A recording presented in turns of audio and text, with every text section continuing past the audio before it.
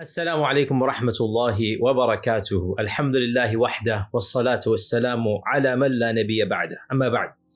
Around July in the year 842 CE, which is around 227 Hijrah. And this is, of course, very early in Islam, before the era of any of the major books of Hadith or Tafsir have been compiled. The famous Abbasid Khalifa al-Wathiq Billah, he saw a dream that greatly disturbed him. He saw in his dream that the great wall that was built by al-Qarnayn to block Yajuj and Majuj had been opened up. This dream caused him so much distress, and of course he was the Khalifa, and he had the entire army and the entire teams at his disposal. And so he decided to send an expedition to the ends of the earth and to see how true his dream was. After asking his advisors who to send, they said they had the right man for the job. And they told him about this traveler whom history has recorded as Sallam at-Tarjuman. Sallam, the polyglot, the one who spoke many languages. Tarjuman means he spoke many languages. Frankly, we don't have much information about Sallam other than this particular story. So the Khalifa calls Sallam to his palace, and he gives him a mini army of 100 top-notch soldiers and horses and cavalry and equipment. Lots of money. He gives him, multiple types of passes and letters to guarantee his safety to the ends of the earth. And he tells him, your job is to go and find the wall of al-Qarnayn and to tell me whether it has cracked open or not. So Sallam took on this assignment with great gusto, and he spent the next 2 to 3 years traveling province after province, working his way eastwards until finally, according to his own account, he did reach the fabled gate of Yajuj and Majuj. There, he verified that the gate was indeed in intact condition, fully fortified, no holes in the gate. And to prove his point, he carved out a small piece of the wall and he brought it back to the palace in Samurra or Surnamarra'a. He brought it back to the Khalifa and he said to him, I saw the gate with my own eyes and it is fully intact. The Khalifa was so happy and impressed with him that he promptly awarded him and all of the remaining crew massive treasures and ordered Sallam to dictate his chronicles to a minor historian at the time, who eventually became a politician and in a later generation became a vizier for the next Khalifa. And this historian is called Ibn Khurdazbeh, or according to another transliteration, Ibn Khurradazbeh. And so Ibn Khurdazbeh or Ibn Khurradazbeh, he wrote a book which is still extant to this day. It is called Al-Masaliki wal-Mamalik, the book of routes and the book of kingdoms. Al-Masaliki wal-Mamalik, the book of routes, how you get to place, and the book of kingdoms. And through Ibn Khurdazbeh's work, this legend or this tale or this story was preserved. And it was then further adapted and developed by many later historians of later generations. And from their works, we get this story. So for example, Al-Idrisi, who wrote his famous geography under the Norman king Roger, he wrote this his famous work on geography, Kitabu Rojar, he preserved the story. Al-Mas'udi, the famous historian, he preserved the story as well. Al-Bayruni as well, he wrote it. Al-Muqaddisi, Ibn al-Jawzi, and on and on. So many of the famous historians whose books are popular in the libraries, they took it from Ibn Khurdazbeh.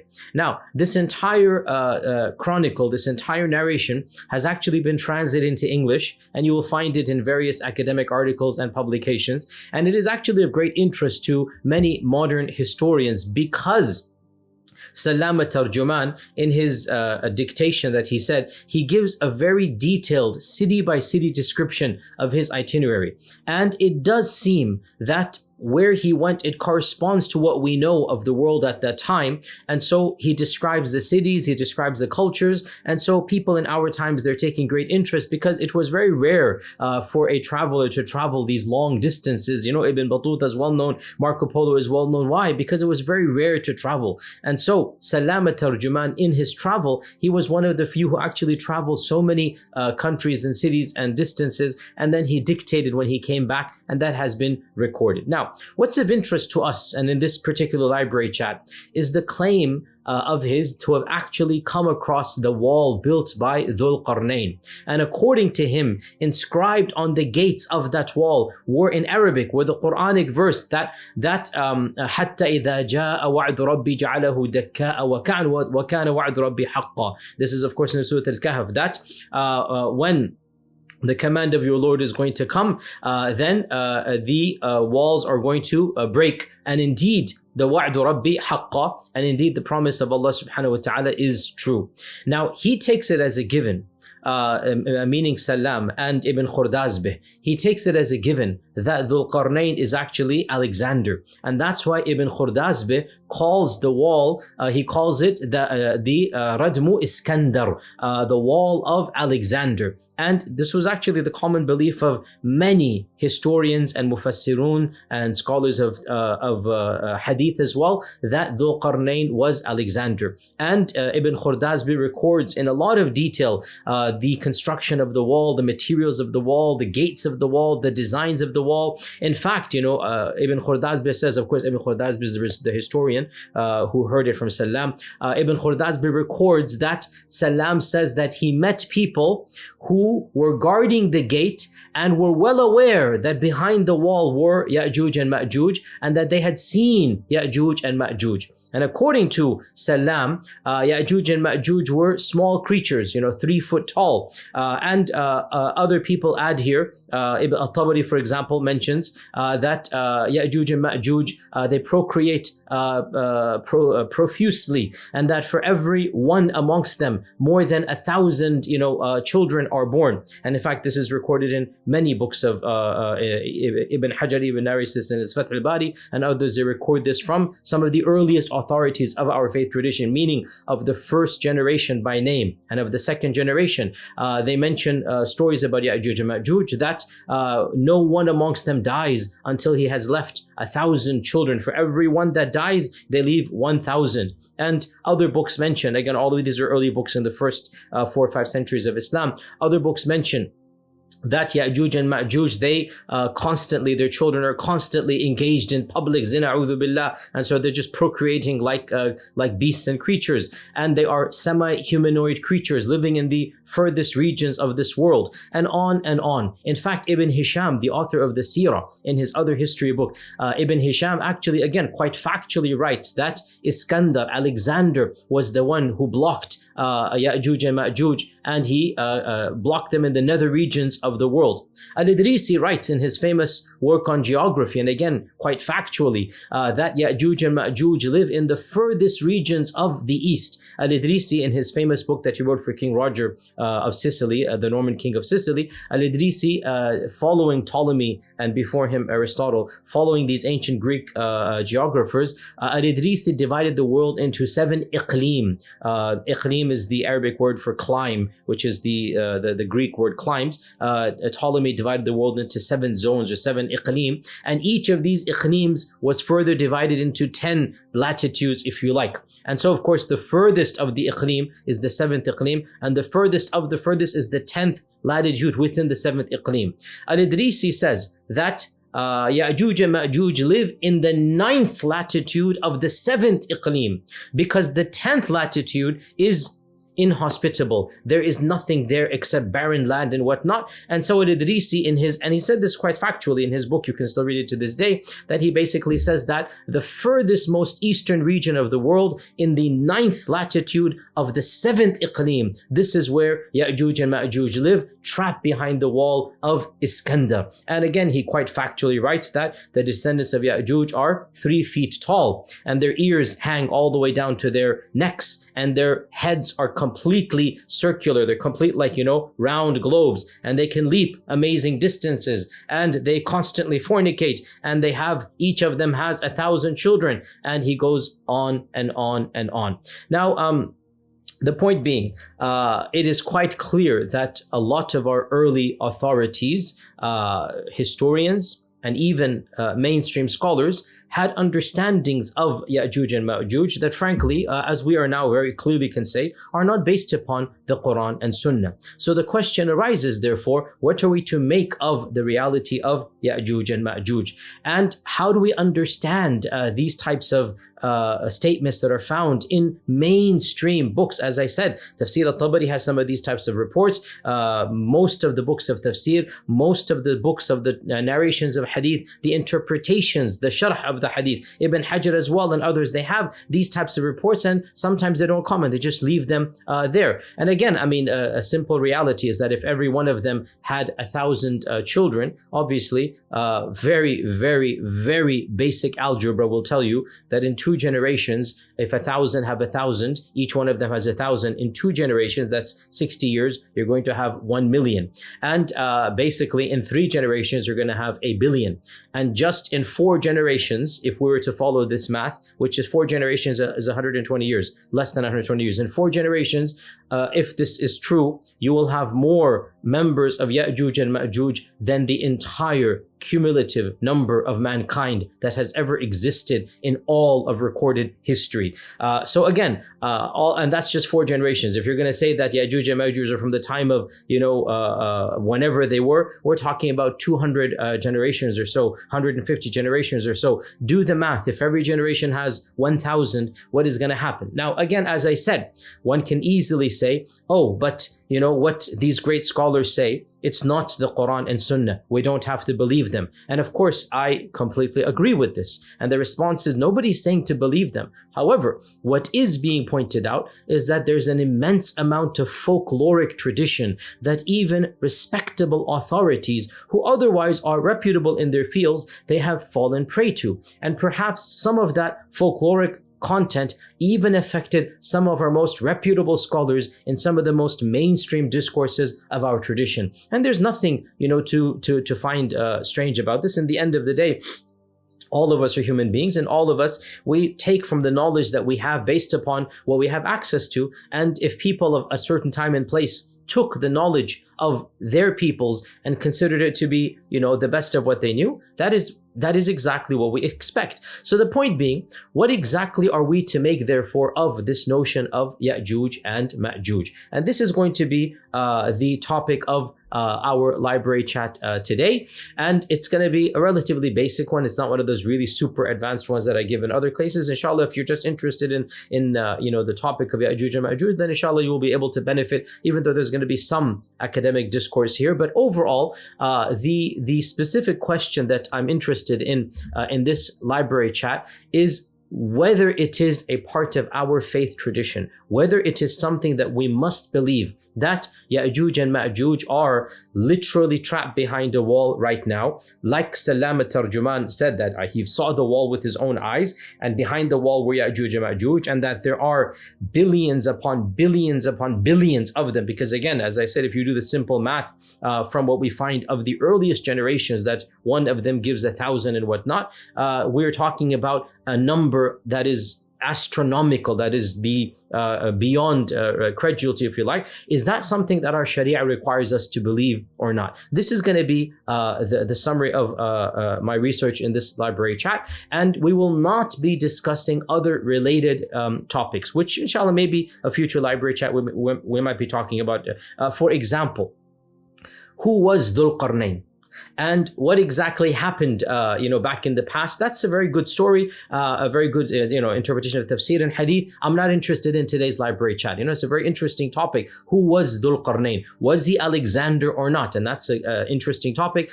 For the record, by the way, I don't believe he was Alexander, but it should be pointed out, by the way, again, FYI, because again, we want to raise the bar of awareness amongst English-speaking students of knowledge and create an aura of tolerance and of respect, even as we disagree with our classical ulama at certain occasions. The fact of the matter is, the vast majority, the vast majority of pre-modern authors considered Alexander the Great to be Dhul Qarnayn. Dhul Qarnayn, it was like a given. It wasn't even up for discussion. Now, the vast majority, yes, alhamdulillah, there were strong dissenting voices. Amongst them, Ibn al-Qayyim. Ibn al-Qayyim in his Ighathat al-Lahafan, for example, he strongly discredits this notion that Dhul Qarnayn was Alexander for the correct reasons. He says it is well known that Alexander, the Macedoni, Alexander was a pagan who took, Aristotle as his advisor. There is no way that he is the righteous king that Allah mentions. He was an idol worshipper, and it is well known that he had nothing to do with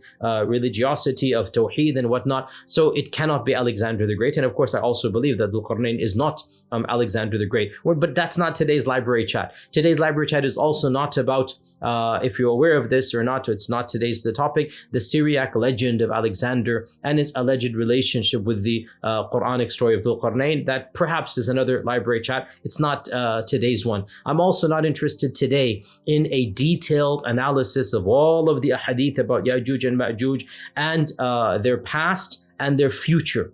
I'm not interested in the past and the future. I'm literally interested in one small subtopic, and that is their current existence. What does, if anything, the Quran and Sunnah say about the current existence of Ya'juj and Ma'juj, and is it something that we are obliged to believe in accordance with the Sharia? What does the Sharia tell us about this? Now, by the way, so that's going to be our library chat. By the way, before we move on, just an interesting footnote here. Sallam al-Tarjuman's narrative, where he went from city to city until he reached the Great Wall, it has been analyzed by pretty top-notch researchers in our times who are aware of the world in 230 Hijri.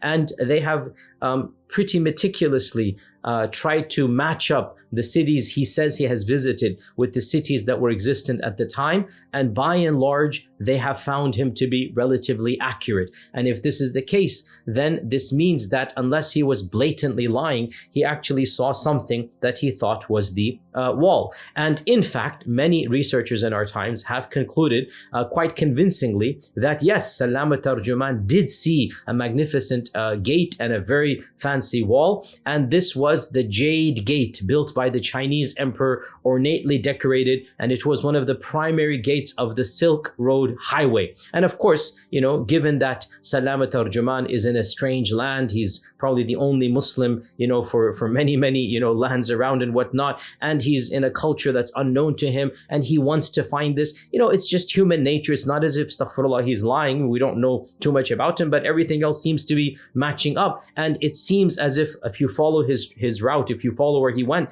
it seems pretty clear that he ended up in the particular city, and researchers have named the city and shown where it was, that he actually did see that particular gate, and he interpreted it in his understanding that this must be the famous gate that is blocking Ya'juj and Ma'juj. And of course, in reality, he didn't reach the end of the worlds beyond which there is no mankind. Again, that was the perception of the time frame. Again, remember, the people of that time frame, including Al-Idrisi, who was the most knowledgeable authority in the world in geography, the way that they viewed the world, it's not as if it was flat, but they did view the world that there are going to be nether regions that you cannot go to, that there is a massive wall. Behind the wall is Ya'juj and Ma'juj. Behind them is, that's it, the end of world or humanity as we know it. That was the perception they had, and this is the notion that we find in almost all of the works written about geography, about history, about the interpretation of the current place of Ya'juj and Ma'juj across the literatures that we find. Now, again, it is true to point out this is their interpretation, and they're humans, and we are not obliged to follow or believe them. So the question therefore arises: what does the Quran or Sunnah say about the current existence of Ya'juj and Ma'juj?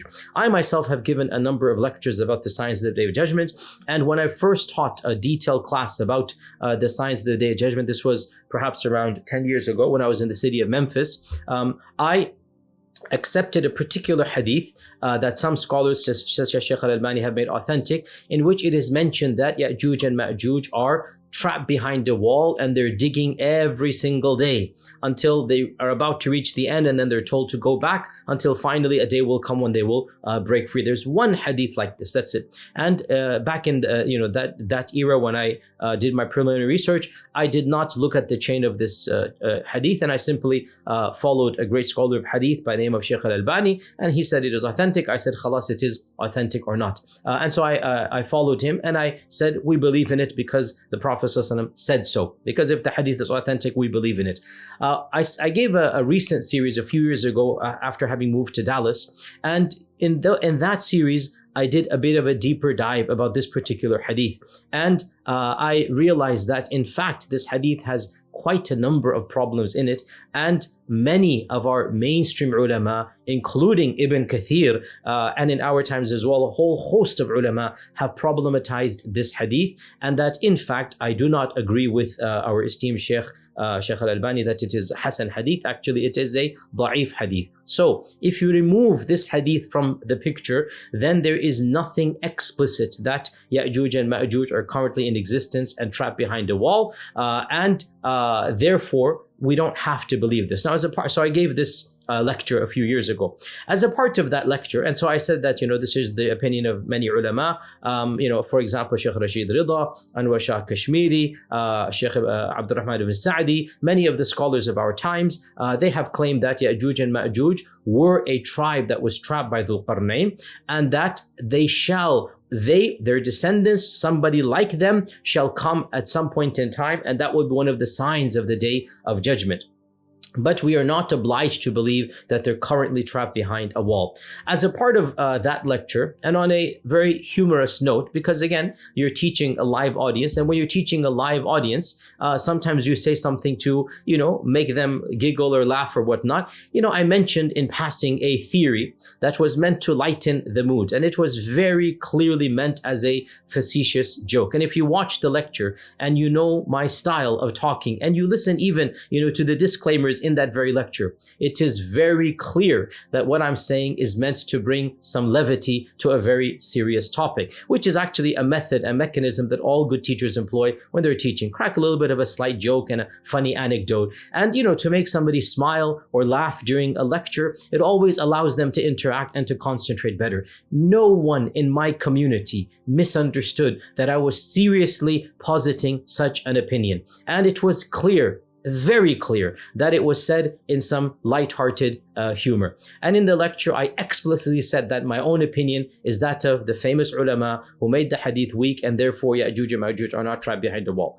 However, as is typically the case, some people online, they jumped on the levity and the semi-humorous joke in interpretation, and they took it as a serious claim and started accusing me of holding, obviously bizarre and ludicrous opinions. I have never dignified them with the response, and even today, I shall not actually dignify them with an explicit response, because honestly, anybody who listens to that lecture, I'm a human being. Sometimes I make a mistake. I'll admit a mistake was made. A wording was used that should not be used. However, this particular issue, there is nothing to clarify. You listen to the lecture and it is 110% crystal clear. Honestly, the people who spread that misinterpretation about me, I seek Allah's refuge, but either they don't speak English or there's a disease in the heart, one of the two. There is no third alternative, because my disclaimers and the entire context is explicitly clear. The opinion that I hold is that the Sharia does not require us to believe in Ya'juj and Ma'juj currently being trapped behind a wall at this point in time, and that their release is going to be one of the signs of the Day of Judgment. And Allah will send a group like them, not necessarily them obviously, but like them, just like our Prophet ﷺ said in the famous hadith in Sahih Muslim, that the Day of Judgment will not occur except when the Romans are at the pinnacle of civilization, except that the Romans have dominated the world. Pretty much everybody understands that this is a reference to Western civilization, that the Prophet ﷺ is talking about current, if you like, Western civilization. And that's a valid extrapolation. Now, modern Western civilization are neither the biological, right, nor even the technical inheritors, i.e. they don't say they are Romans, right? So they neither call themselves Romans, nor are they the biological descendants, each and every one of them. And yet there is a heritage that they've inherited, and they do view themselves as being the tradition, even if they're not using the term Roman. So in the same way, if the Prophet ﷺ can call Western civilization Romans, so too a group of people that are acting like the original Ya'juj and Ma'juj, a group of people that are just as barbaric and just as evil as the original Ya'juj and Ma'juj, they shall come at one point in time, or they might even have come according to one interpretation, and that group is Ya'juj and Ma'juj. It doesn't have to be their actual biological descendants trapped behind a wall. It doesn't have to be the exact same civilization, just like Western civilization is not the exact same as the Romans. So this is my understanding of Ya'juj and Ma'juj. Now let's get to the evidences. In the Quran, Ya'juj and Ma'juj are mentioned twice. The first of them is, of course, Surah Al-Kahf. And Surah Al-Kahf mentions the story of al-Qarnayn, and mentions that al-Qarnayn came across a tribe of people who wanted to pay him some money to protect him from the barbaric tribe of Ya'juj and Ma'juj. Mufsiduna fil ard. They're causing a lot, wreaking havoc in this land. So al-Qarnayn built a wall or a dam, in a particular valley, and he blocked the access of Ya'juj and Ma'juj to this particular tribe. Notice here, the Quran does not mention that Ya'juj and Ma'juj were trapped from all of humanity. Nor does the Quran mention that Ya'juj and Ma'juj were locked up and denied access to anywhere else in the region. In fact, common sense and basic knowledge dictates that if you build a barrier in a valley, you have blocked one route or one road or one access, and a group can always find other routes and other accesses to other places in the world. What al-Qarnayn did explicitly in the Quran was to block the main road between two distinct civilizations, two distinct groups of people, thus protecting the one group from an immediate attack from the other group. Nowhere in the Quran or Sunnah, nowhere does it mention that Ya'juj and Ma'juj were trapped up from all of mankind. It's simply not in the Quran. As for the second verse about Ya'juj and Ma'juj, is Surah Al-Anbiya verse 96, and it reads as follows: حتى إذا فتحت يأجوج ومأجوج وهم من كل حدب ينسلون. Until after Ya'juj and Ma'juj are let loose, futiha, they're allowed to go forward, and they are swarming down from every valley, every hill, ushering in the true promise. So this verse has been interpreted in a number of ways. I'm summarizing three of them. There's actually more than three. The first interpretation is the interpretation that is standard in the minds of many people, and it is found in a number of early references. Nothing, it's there, you can see it, and that is that futiha, to open up, is a reference to the closed gates of Alexander. And Ibn Jurayj, for example, says that this is the wall of Alexander, and that when the walls of Alexander are opened up, then Ya'juj and Ma'juj are going to swarm down, and they're going to be the ones that are going to be they're going to be running down from every single valley and hill, and they will usher in the day of judgment. So this is the first opinion, that hatta idha futiha means the walls of Alexander, or you want to call them al-Qarnayn, are going to be broken, or the gates are going to be flung open, and Ya'juj and Ma'juj are going to come pouring down, and that will be signaling the day of judgment. That is opinion number one. Opinion number two, which is found from Mujahid and many of the early authorities, and a number of students of Ibn Abbas, and al-Tabari mentions it, Ibn al-Jawzi mentions it, that the pronoun here, that they shall swarm down from every valley, is not a reference to Ya'juj and Ma'juj. Rather, it is a reference to mankind being gathered for the day of judgment. So they would translate the verse, so when Ya'juj and Ma'juj are let loose, the people are going to rush from every location towards the gathering of the day of judgment. Therefore, the notion is that Yajuj and Majuj's coming is going to signal, is going to be one step ahead before the actual day of judgment, and people shall be gathered on the day of judgment in the final gathering. And of course, a number of hadith might seem to reflect that sentiment as well. So the second interpretation is that وَهُمْ مِنْ كُلِّ حَدَبٍ يَنْسِلُونَ, and they shall be swarming from every single location, is not even a reference to Yajuj and Majuj. It is actually a reference to the rest of mankind. And it's a valid interpretation. And in fact, it makes sense. And there's hadithi narrations that would add to this as well. The third interpretation, which is found and supported by a number of great scholars, Fakhruddin al-Razi, Abu Hayyan al-Andalusi, al-Naysapuri, al-Qurtubi mentions this and says it's very plausible, and many others. They believed that Ya'juj and Ma'juj and the invasion and this opening that is referenced is in fact the Mongol invasion of Genghis Khan. And for example, some of them said that Ya'juj are the Turks and Ma'juj are the Daylamites, another civilization. And of course, remember that the Turkic peoples are actually the cousins of the Mongols, right? So the Mongolian people and the Turkic people 1,000 years ago, they're actually from the same region and the same tribe. They're literally biological cousins in the larger scale of things. And a number of early our ulama said that this reference is actually to the Mongol invasion. And if you claim that Ya'juj and Ma'juj are the Mongol invasion, then ipso facto, you are claiming there was never a wall that they were trapped behind.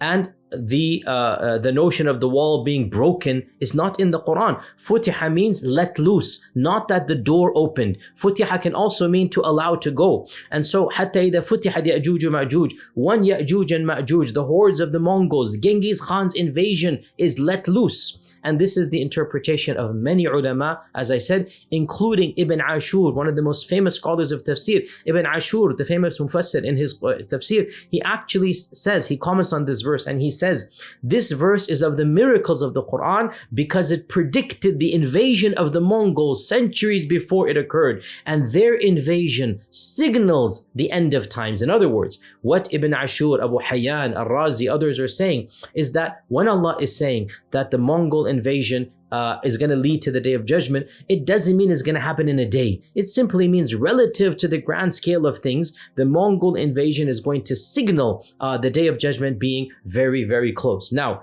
there's at least a dozen famous mainstream authorities, historians included. Ibn al-Athir might have also, we can kind of say Ibn al-Athir, but not 100% that he also felt this view. But many of the early scholars, I mentioned 6 of them, they felt that this reference in the Quran, حَتَّى إِذَا فُتِحَ يَأْجُوجُ وَمَأْجُوجُ, is actually a reference to the Mongol invasion. Now, if that is the case, then anybody who holds that opinion will automatically believe that Ya'juj and Ma'juj are civilizations that acted like the previous ones and they weren't trapped behind a wall, because Genghis Khan was not trapped behind a wall. Everybody knows his history. He was the one who rallied up the Bedouin tribes of the Mongols and he made them into one nation, and he then started, attacking the Muslim world one after the other. There was no wall that he was trapped behind. There was no al-Qarnayn issue. There was nothing. So anybody who holds this view automatically, therefore, would not have held the view that al-Qarnayn trapped a civilization until the end of times. Rather, what we extract from the Quranic narrative is, once upon a time in the past, a righteous king by the name of al-Qarnayn trapped a barbaric tribe, not from all of humanity, but rather one route between the civilization that was being attacked and them. That's it. The rest of the world was open. And that at some point in time, either in the already happened in the past or going to happen, another group will come that have similar characteristics, and maybe even some of them are the biological descendants of the original Ya'juj and Ma'juj, and they're going to wreak havoc, and that will be a signaling of the end of times. This is what the Quran tells us. Now, what does the Hadith tell us? What does the Hadith tell us? For that, inshallah ta'ala, I'm going to take a quick break and then come back and talk about some of the main Hadith about what we believe about Ya'juj and Ma'juj. So stay with me, inshallah ta'ala. Assalamu alaikum wa rahmatullahi wa barakatuh. Welcome back. So, in the previous section, what I had done is to summarize for you 2 main things. Number 1, that the Quran does not mention anything about the reality of Ya'juj and Ma'juj currently. Rather, it has a verse about the past, and it has a prediction that might have already taken place or it shall take place later on in time. Nowhere in the Quran does it tell us anything about what we need to believe currently about Yajuj and Majuj. I also mentioned in the previous section or half of the lecture that it is undeniable that there is way too much folkloric content regarding the legends of Yajuj and Majuj, and that many of our earlier generations, with again respect to them, it is what it is. This is not meant to disparage. They believed, this was given the knowledge of the time, various things that understandable, everybody would have believed them. Had we been alive at that time, we would have believed them as well. That many people believe that Yajuj and Majuj are like elves or like dwarves, living in some nether regions of this world, and that they have ears that go down here and they procreate, to the level of 1 times, 1,000 every single generation, and on and on. All of these folkloric legends.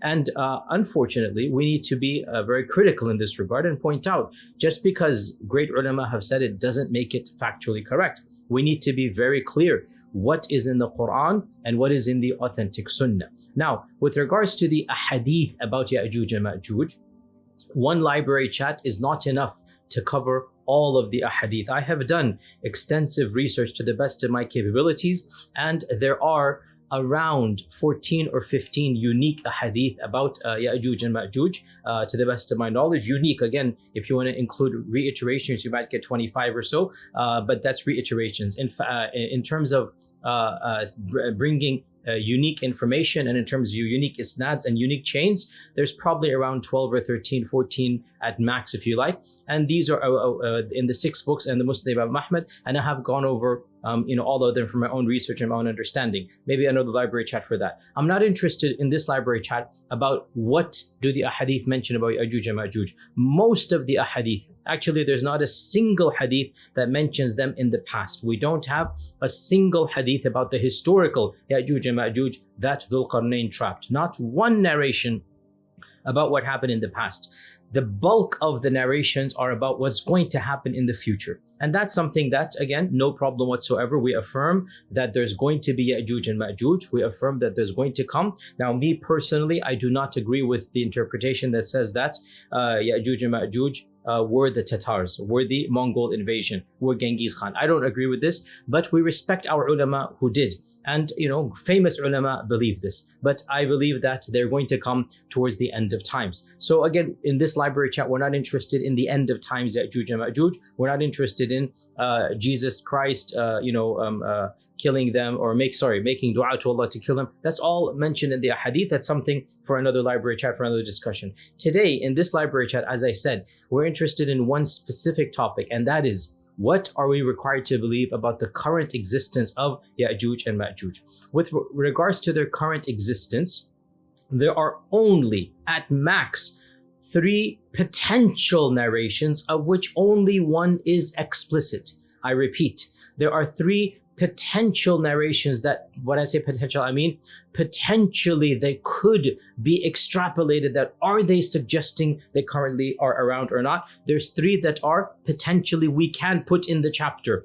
And of those 3, 2 of them are not explicit in the first place. Rather, they talk about the wall and not about Ya'juj and Ma'juj, as I'll discuss. And only one of them, only one out of all of the ahadith actually mentions the current existence of Ya'juj and Ma'juj. So, as for the 3 that we're going to bring to this chapter to talk about, one of them is pretty much by unanimous consensus weak. There's no ikhtilaf, there's no issue here.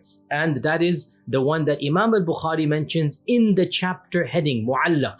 Every student of knowledge knows that Imam al-Bukhari did not condition authenticity in the chapter headings. And so in the chapter headings, he has a mu'allaq narration that somebody said he has seen the wall of Ya'juj and Ma'juj, the wall of al-Qarnayn. The Prophet asked him to describe the wall. The Sahabi allegedly described it, and then the Prophet said, you have seen it. This narration Ibn Hajar, everybody says it's weak, there's a missing link, we don't have an authentic chain, so we will discard it from the get-go. Imam al-Bukhari put it in mu'allaq form. Even he knew it was weak. It is not in the actual Sahih. It is reported in the chapter headings, and every student of knowledge knows that Imam al-Bukhari did not condition the chapter headings to be authentic. And that's why hardly anybody mentions this narration, because it is known to be weak in its isnad. So that one is off the table. We have therefore only two that are potentially or have been claimed to be authentic, only one of which is actually authentic and it is not explicit, and one of which I will argue is explicit but it is not authentic. I hope that is clear. As for the one that is authentic but not explicit, it is authentic. It is in Bukhari and Muslim. It is muttafaq alayh. It is the famous hadith in which one of our mothers is woken up by the Prophet sallallahu alaihi wasallam. He is perturbed and he says that La ilaha illallah waylul lil Arab min sharrin qad iqtarab. Woe to the Arabs from a evil that has come close to them. That today the wall of Yajuj and Majuj has been opened this much, and he made a symbol with his hand. And Zainab bin Jahsh, our mother, said, Ya Rasulullah, will we be destroyed while there is righteous people amongst us? And our Prophet ﷺ said, yes, if khabath, if evil becomes prevalent, then yes, even this will not save the community. Now, this hadith does not mention Yajuj and Majuj. It simply mentions a wall. And it says that the wall has been opened this much. Now, question, what does this mean? Badruddin al-Aini, who commented on this hadith, and Ibn Kathir, who commented on this hadith, and others who comment on it, they say, Badruddin al-Aini says, Al-Murad at-taqreebu bit-tamthili la haqiqatu at-tahdid. What is meant is to convey via imagery how close it is or what is happening, and not to be precise that exactly this is what is being talked about. The Quran explicitly mentions, that the wall of al-Qarnayn, that فَمَسْطَاعُوا أَنْ يَظْهَرُوهُ وَمَسْتَطَعُوا لَهُ نَقْبًا. Neither could they come over the wall, nor could they break a hole through the wall. This is in the Quran. So that wall that al-Qarnayn built, Ya'juj and Ma'juj can never actually break it.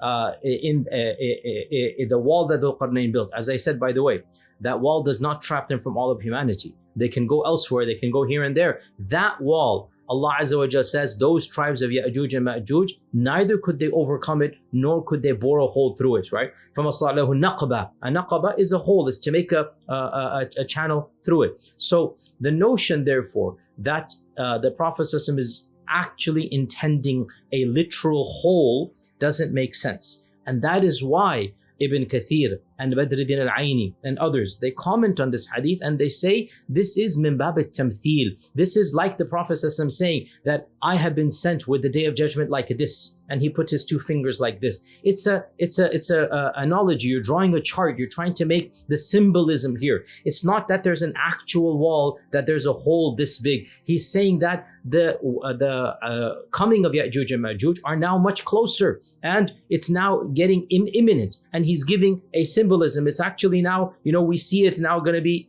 coming close by. So this is what the interpretation of Badruddin al-Aini and Ibn Kathir and others are. And as I said, there is no explicit mention of actually Ya'juj and Ma'juj being there. It's simply saying the wall is now inevitably closer to us, or the shar of the Arab, the evil that is coming to the Arabs is now going to be closer. So this is authentic, but it is not explicit about the current existence of Ya'juj and Ma'juj. Now, what is then the one hadith that is explicit? There is only one hadith in the entire corpus of the 6 books and the Musnad Imam Ahmad and the Muwatta Imam Malik, all of these mainstream books of hadith, there is only one hadith with one isnad that mentions the current existence of Ya'juj and Ma'juj. And because there is nothing that is so explicit, there's nothing that is mutawatir, because this one hadith has been the subject of dispute, as we shall come to, there is no undisputed, authentic hadith about the current existence of Ya'juj and Ma'juj. Because of this, no early book of Aqeedah written, to the best of my knowledge, in the first 1,000 years of Islam, ever lists amongst the creedal points that, and we believe, like for example, many texts of Aqidah mention, and we believe in the Masih al-Dajjal is going to come. We believe in the return of Jesus. I have a whole lecture given about the return of Jesus. I quoted like a dozen authorities that affirm the coming of Jesus. It's a part of our Aqidah. It's mentioned explicitly, right? We believe so many things about the end of times that are mentioned in our creedal books to the best of my research and knowledge. And please, if you find something in the first 1,000 years, this is a recent phenomenon. I'm going to argue that people make this issue such a big deal. It wasn't a big deal in the past. People understood that the current existence of Yajuj and Majuj is not a part of our Aqidah to believe that they're trapped behind a wall or not. So to the best of my knowledge, I have not found a single Aqidah textbook that lists this doctrine explicitly and says, and of the things that Ahl Sunnah believe is that Yajuj and Majuj are trapped behind a wall, in our times. On the contrary, we find other things mentioned, but not this one. So for example, Al-Tahawi mentions that we believe in the coming of Dajjal and Isa ibn Maryam coming down, and that Ya'juj and Ma'juj will come out towards the end of times, right? That towards Jesus Christ's times, Ya'juj and Ma'juj are going to come. Everybody believes this who believes in the Sunnah. I also believe this, obviously. What we're asking here, do we believe that they are currently trapped at a wall? This is the question. And as I said, none of the classical textbooks say this. Ibn Qudama al-Maqdisi says that we believe in all that the Prophet ﷺ said about ilm al-ghayb, such as the Hadith of Isra al-Miraj, and the coming of Dajjal, and the coming of Isa ibn Maryam, and the coming of Ya'juj and Ma'juj. All of this is firm, but he did not say, and we believe that Ya'juj and Ma'juj are currently alive and trapped behind a wall. It's not found in the classical textbooks. So where did this notion come from that they are currently in the billions and trapped behind the wall? Where does this come from? It does exist, as we're aware. There are authors, and again, I could quote them as well. For example, the Safarini mentions this, and Safarini is like 300 years old or something. So there are authors that mention that we should believe in the existence that they are currently there, and it is something that we find many historians and many popular folkloric culture. This is what people believe. Earlier historians, obviously. Where does it come from? It is all stemming from one isnad, one hadith that is reported in the Jami' of Abi Isa at-Tirmidhi and in Ibn Majah and in the Musnad of Imam Ahmad. Now, and in other books, Tabarani as well. Now you can mention 10 books, it's one isnad. It's literally one chain. So it doesn't matter how many later authorities are reporting it. It all goes back to one chain. From Qatada, from Abu Rafi', from Abu Hurairah. Memorize this point. Qatada, Abu Rafi', Abu Hurairah. That allegedly, the Prophet ﷺ has told us that every single day, Ya'juj and Ma'juj are digging through the wall. They're digging through the wall until when they get close, the one who is in charge of them, says that, go back and you shall continue digging tomorrow.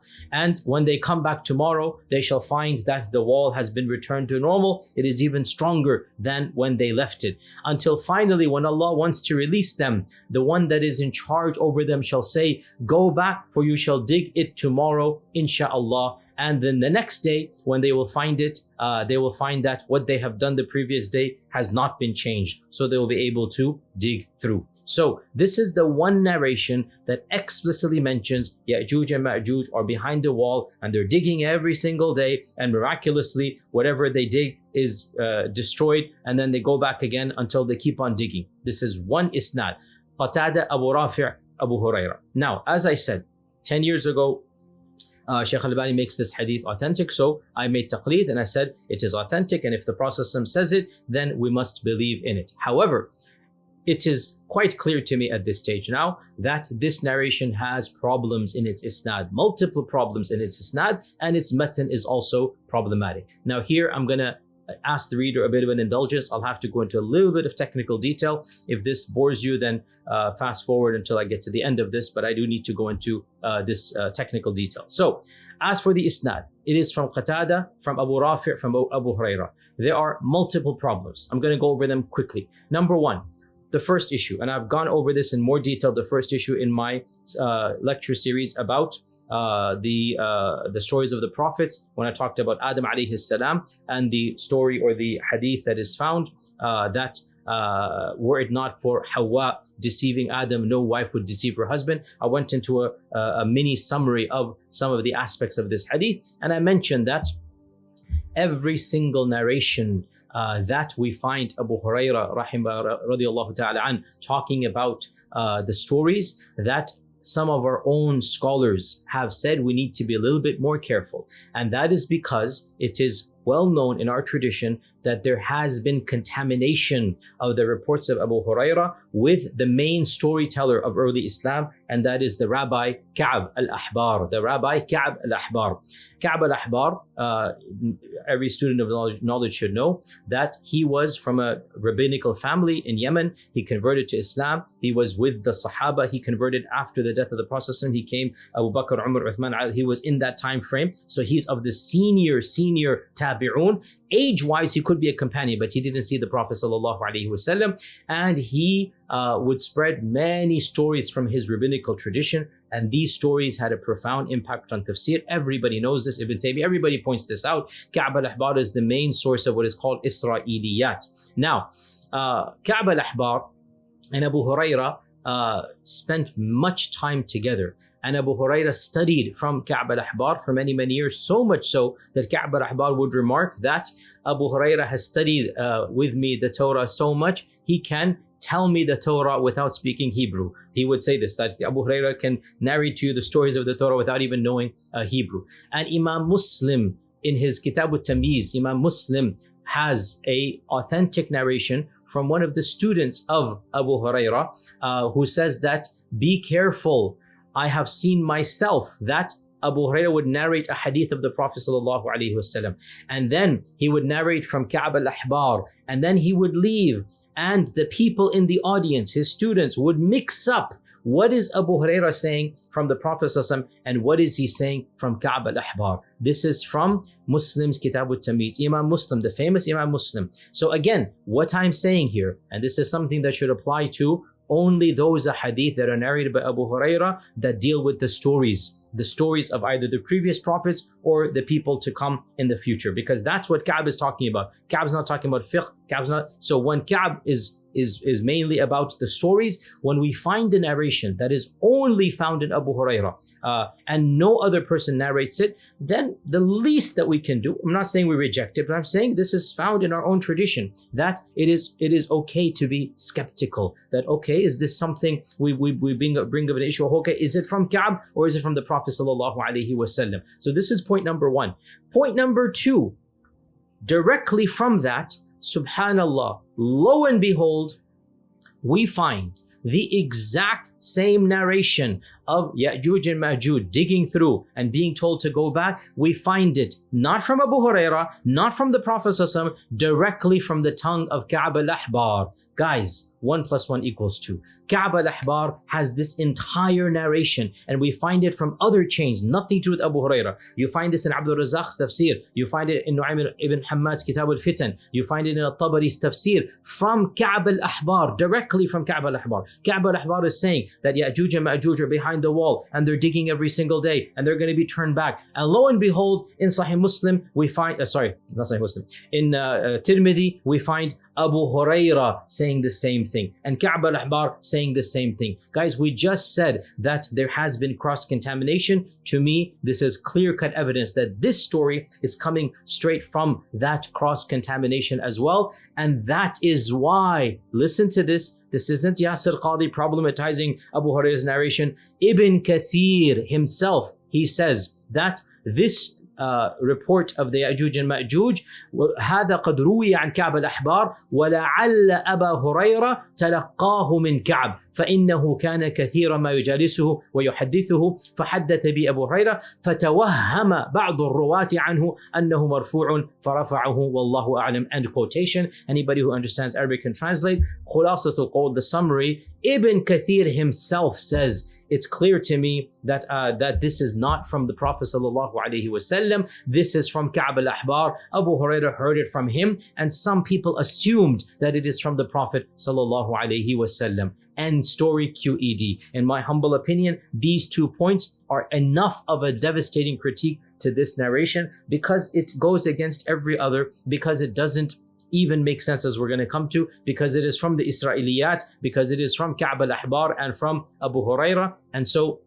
there has been a mistake, and as has occurred in multiple narrations, this story is not from the tongue of the Prophet ﷺ. It is from Ka'b al-Ahbar, because we have authentic narrations that in fact Ka'b is saying the exact same thing that we find in an isnad to Abu Huraira, and we already know that cross-contamination has occurred. Now we can add 3 other points here very quickly. They're more technical, and you can, the scholars or the students of knowledge of hadith can understand this. Point number 3, Qatada is a mudallis of the 3rd category, as Imam al-Alla'i mentions, أحد المشهورين بالتدليس, and Qatada makes an'ana in this narration. He does not make tasrih in the most authentic narrations, and so Qatada an Abi Rafi' an Qatada an Abi Rafi' and Abi Huraira. So there's a tadlis and mu'annan over here. 4th point, in fact, Qatada meeting Abu Rafi' is itself explicitly negated by the giants of hadith. Shu'bah ibn al-Hajjaj mentions that لم يلق قتادة أبا رافع وإنما كتب عن فلان عنه, that Qatada did not meet Abu Rafi'. And Ibn Rajab in his Sharh al-Ilal also mentions that Shu'bah affirmed that Qatada never met Abu Rafi', and Shu'bah was Qatada's main student. And so for Shu'bah to say that Qatada never met Abu Rafi' means he never met him. And Imam Ahmad mentions from Ibn Abi Hatim that, Ibn Abi Hatim mentions from Imam Ahmad that لم يسمع قتادة من أبي رافع. Qatada never heard from Abu Rafi'. And Yahya ibn Ma'in also mentions لم يسمع قتادة من أبي رافع. So we have giants of hadith saying Qatada and Abu Rafi' never met. Now, for the advanced students, I'm aware there is a counter argument, there's an assumption that Bukhari believed that Qatada met Abu Rafi'. This is an assumption, it is not explicit, and we have explicit narrations from the giants of hadith that Qatada did not meet Abu Rafi'. So this is another point. And the 5th point here is that in fact we actually have ittirab, or confusions and conflicting narrations within the chain, because there are tertiary books of hadith such as Abd ibn Humayd's Musnad,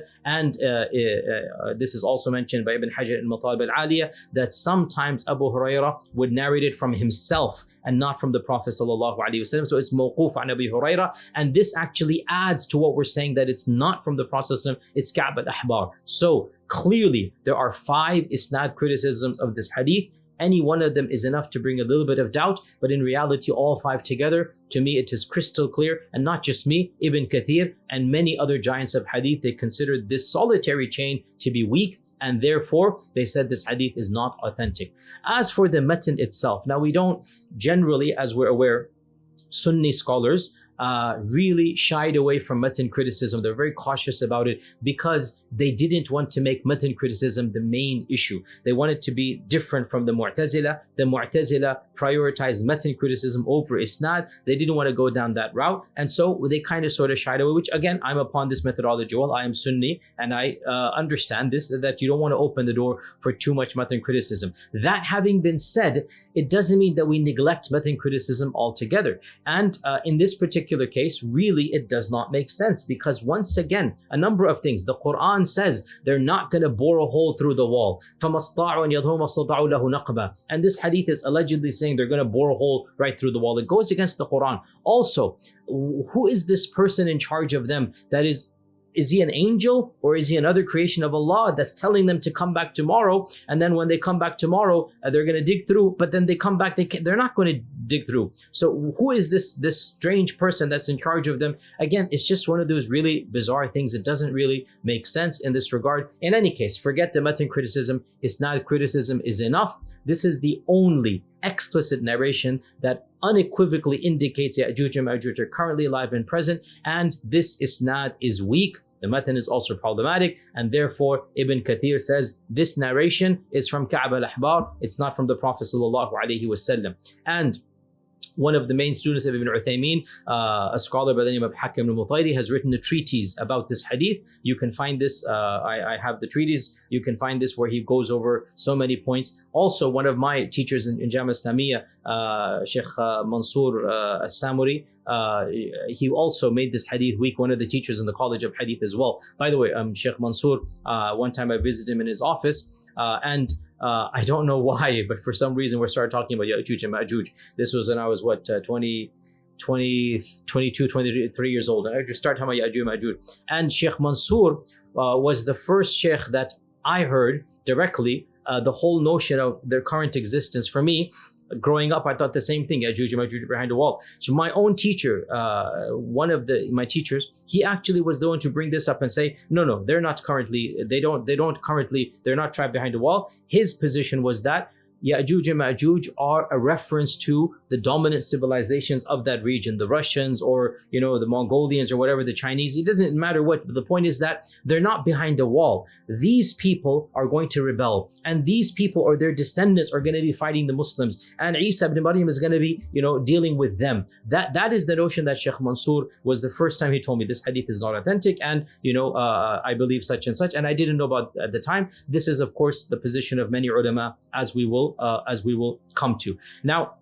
And by the way, it was Sheikh Mansour, by the way, who also said to me that, we know the world, it has been mapped out. There are no billions of people hiding anywhere or millions of people, that this hadith is weak isnad, and its matan also doesn't make any sense. So he was the one who first brought this up to my mind. And of course, I knew that some people held this view. For many years, I thought it was, an incorrect view. Now I think it is the correct view, because he's not the only one to say this. Most famous for most of our student body here who are of the Salafi persuasion is Sheikh Rahman ibn Nasir al-Sa'di, the teacher of our teacher Ibn Uthaymeen. Sheikh Ibn Sa'di wrote two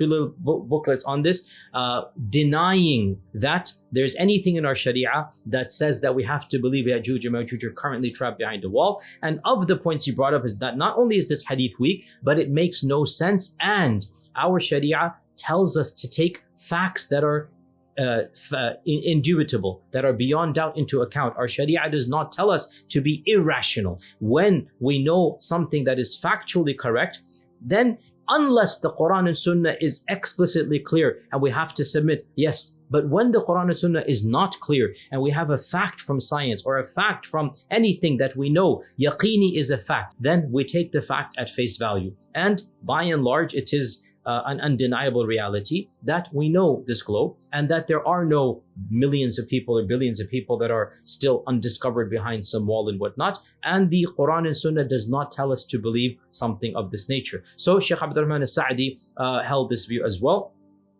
The scholars of his time criticized this, and they actually wrote a letter to the king, King Abdul Aziz, that he is a deviant heretic because he denies Yajuj and Majuj. And so the king called Sheikh Sa'di to Riyadh. So Sheikh Sa'di went to Riyadh, and the king called the ulama and said, hey, you guys deal with it. I don't know, this is too much for me and not my forte. And so Sheikh Sa'di defended, similar to what I'm saying, the hadith is not authentic. I'm not going against authentic hadith in the first place, such that you accuse me of deviation, number one. And number two, we have yaqini knowledge that there are no billions of people or millions of people. So put together, I'm not obliged to believe in something that the Quran Sunnah is not asking me to believe in, and it is in fact, perhaps irrational to do so. And when he defended himself, the king agreed with this, and the ulama couldn't really say anything, because again, usul is sound. Again, the problem comes, those who accuse of deviation, and it's always awkward for me to say this, but frankly, they haven't studied the sciences to the level of them to make them qualified to make this accusation. There is no deviation when you think the hadith is weak for legitimate reasons, so you don't believe in it. On the contrary, it would be deviation to believe in it if you think it is weak. When the hadith is weak, we don't take it in aqidah. So this is the position of Sheikh Sa'di as well. Anwar Shah Kashmiri, the famous Indian scholar, held the same opinion that Yajuj and Majuj are, the current people of those places. Abul Kalam Azad also held this view. Sheikh Qardawi, by the way, also holds this view as well. Sheikh Qardawi has a video online in which he also says that Yajuj and Majuj, they are those races of that region, and there is no wall that they're trapped behind, and he makes the hadith that we mentioned also weak.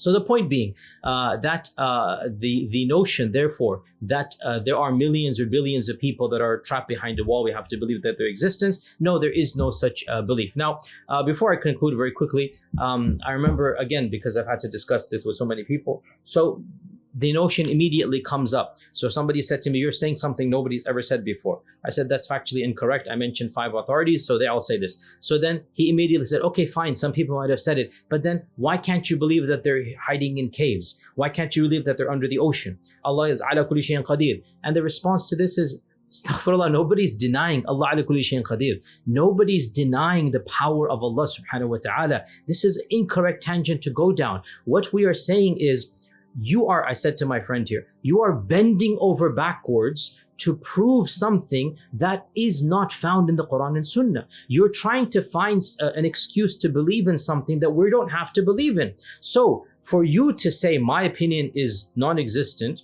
firstly, is not true. Many people said it. But secondly, who said before you and your generation that they're under caves? If you look at our traditional textbooks, if you look at our geographical books and historical books, the notion, as Al-Idrisi said very explicitly, that they are in the 7th iqlim, in the 9th latitude, the very end of civilization. They're living there like normal people, just behind a wall. This was the cultural connotation. For you to come and say, oh, they're hiding in caves, and there's gazillions and billions of people hiding in caves, you're the one bringing a new opinion that nobody ever held in the past. For you to say they're hiding underneath the oceans, under, subalternate, caves over there, again, you're the one bending over backwards to prove something that the Quran and Sunnah is not asking us to prove. So which one is more rational or believable? That Ka'b al-Ahbar stories ended up in a solitary chain, which is already weak, which is falsely attributed to Abu Hurairah to the Prophet ﷺ,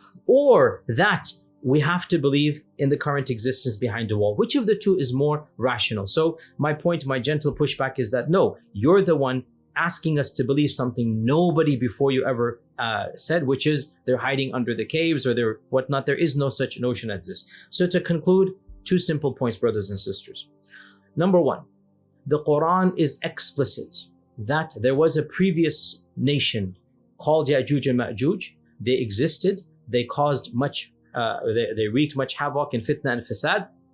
A pious king, al-Qarnayn, blocked them from attacking that particular civilization that paid him money to do so. We believe this. The Quran is clear about this. The Quran does not say that Yajuj and Majuj were trapped from all of humanity. And in fact, simple logic and common sense, you don't trap somebody by building one wall in one valley. No civilization is trapped that way. It's simply trapping the main door, the main highway. There cannot be a surprise attack. That's it. The Quran also alludes to a fact that at some point in time, they shall be let loose. Some ulama said that has already occurred with the Mongol invasion. I don't agree with this, but many ulama said this. Other ulama said this is going to happen towards the end of times, and their biological descendants or people that have their characteristics, which it makes more sense, so that we can call them Ya'juj and Majuj, like we can call the Western civilization Romans, we can call the same group Ya'juj and Majuj. They shall come towards the end of time and they shall wreak havoc again. This is what the Quran asks us to believe, and this is what the Sunnah, the authentic Sunnah, also mentions. There is nothing authentic about the past generations of Ya'juj and Majuj in the Sunnah. We don't know anything about them. There is nothing authentic about their current existence. The max that we can say, there might be an illusion that they're imminent coming. And that the Prophet has said, even about the Day of Judgment, I've been sent like this, is very close by. There is nothing authentic about their current existence, and therefore, it is not a part of our theology to believe in the current existence of Ya'juj and Majuj that are trapped behind the wall. Now, if somebody believes this, I'm not saying they're heretical. Good for them. That's their business to believe. But he should not make this a part of the religion. He should not make this a part of the aqidah. If he believes the hadith is authentic, then he should believe in it, no problem. But if somebody disagrees that the hadith is not authentic, then there should be no accusation of rejection of sunnah, much less rejection of aqidah. It is for this reason that the notion that Ya'juj and Ma'juj are behind the wall is not something that made its way to our theological treatises of the past. And it is therefore a mistake on the person who makes it an issue of aqidah. And this leads me to my second point. Why am I giving this library chat? It's not a response to the critics because I'm giving this library chat years after the lecture I gave. No, actually, the main reason to make this video is to teach the people the reality of the dangers of fanaticism. Because what we have is a truly perceivable phenomenon amongst the religious folks, whether it is from the Salafis in particular, or from the Deobandis, or from any other mainstream religious folks. This is one of our biggest problems. It's not the biggest problem of the Ummah, I'm never saying it is. We have many problems in the Ummah. But one of the biggest problems of religious-minded folks is narrow-minded, bigoted sectarianism. That if you don't agree with my interpretation, then you are automatically, ipso facto, a deviant, heretic, mubtadi'. In fact, kufr, takfir, subhanallah, multiple people online have sent me videos of other Tullab al-Ilm ulama who have made takfir of me because of my interpretation of Yajuj and Majuj. And I swear to you, making takfir of another Muslim on this issue not just shows a complete jahala and betrayal of the basics of ilm, it is a type of fanaticism that is infinitely more dangerous than a solitary interpretation about Yajuj and Majuj. So in order to educate the masses and all of you that are listening about the reality of the dangers of extremism, this is why I'm making this video, simply to push back the reality. When you understand that the dangers of takfir and tabdi' are far bigger than an interpretation that many ulama have held, and subhanallah, how quickly people fall prone to exaggeration, to making an opinion into a deviant one, making the deviancy into heresy, making the heresy into takfir. And so the question we have to ask ourselves, where is all of this overzealousness coming from? Why do we have this culture of obsessing over opinions of other people, aggrandizing them, exaggerating them, releasing videos and PDFs about them? Wallahi, it is a problem. And the main issue comes, frankly, from pseudo students of knowledge, not even real students of knowledge. None of them have formally studied. Maybe a few of them have a very cursory introductory level knowledge of some aspects of Islam. And those are frankly some of the most difficult to deal with because they've studied 2, 3, 4 years and they think they are pretty much ulama, and they cannot understand there are people that might have more knowledge than them, have an opinion different than theirs that is grounded in the usul of Islam and the usul of Sunnah. Why do we have such a drama-obsessed culture? I don't have all of the answers to that question, but it needs to be asked, and we need to have a pushback, and we need to educate the general masses as well to understand the difference between social media influencers, between drama queens who love to create videos and refutations and what's not, and between ulama and tullab al-ilm and du'at that have studied, and they have to separate between the two. And it is true to point out that unfortunately these social media influencers, they can create drama so easily, and their hits and their likes earn them money as well, and the sheer quantity of their views is also something that subhanallah there is an audience for this type of stuff. So we do have to counter this widespread problem of wanting to create drama and seeing this drama online. I don't think it is healthy for the ummah, and I think that it actually causes great amounts of damage. One of the things that saddens me the most about all of this refutation culture, wallahi, it's not that they lie against students of knowledge or ulama or whatnot. That's of course problematic, but worse than this, in my opinion, that causes damage to the ummah is innocent Muslims who don't know any better, and they find a preacher or teacher they like, they start listening to all of his lectures, and then all of a sudden they come across one of these, oh, so-and-so is a deviant, he's a kafir, he's a mubtadi', and they don't know any better, and they have nobody else to turn to, and now they're doubtful. Oh my God, should I listen? Should I not listen? And sometimes crises of faith are created. Many times people just leave the entire religiosity spectrum because they see how dirty, how filthy, how evil it is. And subhanallah, the fact is, and I do not exonerate myself in this regard, but many teachers and clerics of a hard-phased mentality teach their students to be hard-phased as well. Perhaps 20 years ago, I don't exonerate, la ubarri'u nafsi, maybe I myself was guilty of feeding into that level of fanaticism that it's either this or else you are upon, dalala and whatnot. And this narrow-mindedness, where every single issue becomes black and white. It is not found in the actual Salaf of our Ummah. It's not found in the great scholars. The more knowledge one gains, the more broader-minded one becomes. So in the end, with regards to this issue, of course, truly Allah subhanahu wa ta'ala knows best. And I conclude by stating that I unconditionally affirm whatever is found in the book of Allah and whatever emanated from the tongue of the Prophet sallallahu alaihi wasallam, whatever he said, sami'na wa ata'na. And I seek refuge in Allah from ever having to discover the reality of Yajuj and Majuj when they actually come. I pray that I'm not alive when they actually come. And in the end, Wallahu ta'ala a'lam. I hope this was inshallah ta'ala of some benefit. Until our next library chat. Assalamu alaikum wa rahmatullahi wa barakatuh.